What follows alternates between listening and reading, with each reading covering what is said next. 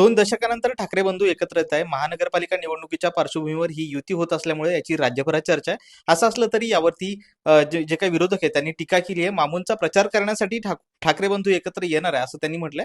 एकंदरीत या विषयावर बोलण्यासाठी आपल्यासोबत चंद्रकांत खैरे आहेत. खैरे साहेब, दोन्ही बंधू एकत्र येत आहे. दोन्ही बंधू एकत्र आल्यानंतर महाराष्ट्र जबरदस्तपणे उंच स्थानावर जाणार आहे. शिवरायाचा महाराष्ट्रात प्रगती होणार आहे, औद्योगिक प्रगती, त्यामुळे रोजगारांचा प्रश्न मिटेल. शेतकरी बांधव त्या ठिकाणी खूप व्यवस्थितपणे त्या ठिकाणी काम करू शकतील. शेतकऱ्यांना मदत मिळेल खूप मोठी. शेती हा उद्योग त्या ठिकाणी जाहीर केलेला आहे. त्यात शेती उद्योग सुद्धा खूप मोठ्या प्रमाणात होईल. कामगार सर्व सुखी होतील. हे कामगार कायदे जे निघाले ना आता दिल्लीमधून, ते कामगार कायदे जातील. कारण कामगार कायदे कामगार हे साहेब नेहमी म्हणायचे, कामगार हे आमचे श्वास आहे. आणि म्हणून मी या ठिकाणी सांगतो की आता खूप सर्व बदलेल. जे शिवसेना प्रमुखांच्या काळामध्ये त्या ठिकाणी आम्ही मंत्री होतो 5 वर्ष, त्यावेळेस महाराष्ट्रात कुठेही दंगल झाली नाही, काही नाही. सगळे सर्व धर्मीय एकत्र होते. 2.5 वर्षाच्या उद्धव साहेबांच्या मुख्यमंत्री काळात सुद्धा कुठेच काही दंगल झाली नाही. आता मात्र रोज दंगली, रोज मारामाऱ्या, रोज हे सगळं होतं. हे जर पाहिलं तर त्या ठिकाणी परत भ्रष्टाचारीपणा, पैसे देऊन मतं घेणे. 30,000 रुपये मतं. ज्या खुलदाबाद तालुक्यातले, रत्नापूर तालुक्यातले नगरपालिका, तिथे काहीच नाही, छोटीशी नगर, तिथे भाजपच्या आमदारांनी 30,000 रुपये वाटले. 30,000 रुपये मतं. चर्चा आहे ती गावात, सगळीकडे चर्चा आहे. मग अशा पण त्या ठिकाणी तुम्ही छोट्या नगरपालिकेसाठी सुद्धा पैसे खर्च करता. शेतकऱ्यांना का नाही खर्च करत तुम्ही? शेतकऱ्यांना खर्च केले पाहिजे तर शेतकऱ्यांना ती मदत दिली जाते. शेतकऱ्यांना न देता तुम्ही ह्या मतदारांना आकृष्ट करण्यासाठी, स्वतःची गादी खुर्ची मजबूत करण्यासाठी तुम्ही हे करता, बरोबर नाही. पण हे जे बंधू एकत्र येत आहेत तर किती दिवसापासूनचं हे स्वप्न होतं? असं स्वप्न किती दिवसापासूनचं होतं आणि आजचा दिवस बघण्यासाठी खूप तुमचे वर्षापासून खूप वर्षापासून हे आम्ही स्वप्न बाळगलं होतं. आज पूर्ण होतं. कारण मी स्वतः शिवसेना प्रमुखांच्या अंडर तयार झालेला कडवट शिवसैनिक आहे.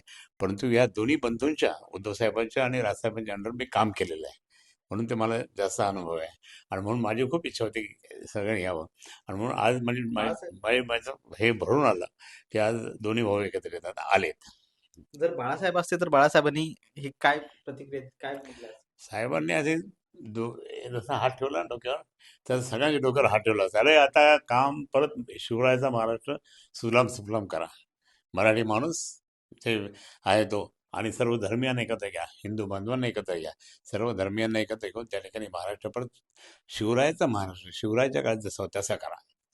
पण हे दोन्ही बंधू एकत्र येत असल्यामुळे महायुतीमध्ये चांगलीच खळबळ उडाली. कारण की ते म्हणतात की हे नाही, म्हणजे जनतेसाठी नाही तर स्वार्थासाठी एकत्र येत त्यांची आहेत. जळाली, कोणाची? त्यांना मिरची लागली त्यांना. कोणाकोणाची?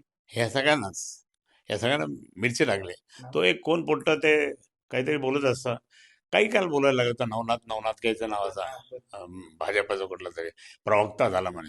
काहीतरी त्याची उंची किती, तो किती, आणि काहीतरी टीका, हे म्हणे याने हे त्यांचं असं आहे तसं काहीतरी टीका केली त्यांनी आपले ह्या दोन्ही भावाच्या युतीवर. आणि मग मी म्हटलं हे हा कालचा पोट्ट त्याला माहीत नाही. अरे तुमचे म्हणजे जे ज्येष्ठ नेते, ते बाळासाहेबांना मानायचे, ते उद्धव साहेबांना मानायचे. स्वतः प्रधानमंत्री राजसाहेबांच्या बरोबर त्यांनी प्लॅनिंग पाहिली त्यांची. मग हे असताना तू काय बोलतोस, कशा बोलतोस, म्हणून मग त्याचा राग होता. बरं, दुसरीकडे ते विरोधक म्हणतायत की हे ठाकरे बंधू एकत्र आले असले तरी त्या रशीद मामूंचा प्रचार हे करणार का? रशीद भाऊचा विषय संपलेला आहे, त्याचा काही नाही आता.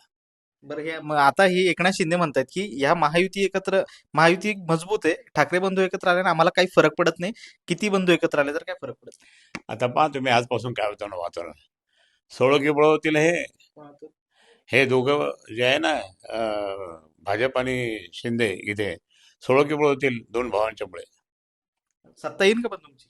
100% येणार. पण यांनी नगरपालिकेत जर 30,000 वाटले तर ते महानगरपालिकेत कालच्या पेपरला मी पाहिलं, आम्ही पण काही इन्कम टॅक्सवाल्यांना येणं त्यांना सांगितलं होतं, कोण पैसा कर बांटने लगा तो उनको पकड़ो, नहीं तो आपको पकड़ना पड़ेगा हमको.